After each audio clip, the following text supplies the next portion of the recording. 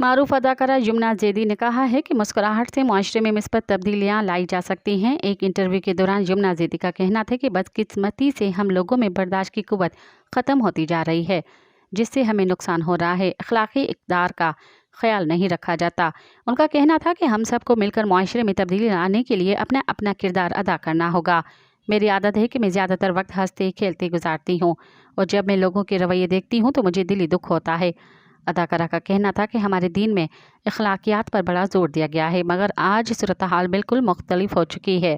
ہم صرف مسکرا کے ایک دوسرے سے بات کرنا شروع کر دیں تو معاشرے میں خود بخود مثبت تبدیلی کا عمل شروع ہو جائے گا۔ مزید خبرن ऐं तफ़सीलात लाइ विज़िट कयो असांजी वेबसाइट www.awamiNewsHD.com ऐं ॾिसंदा रहो अवामी न्यूज़ HD।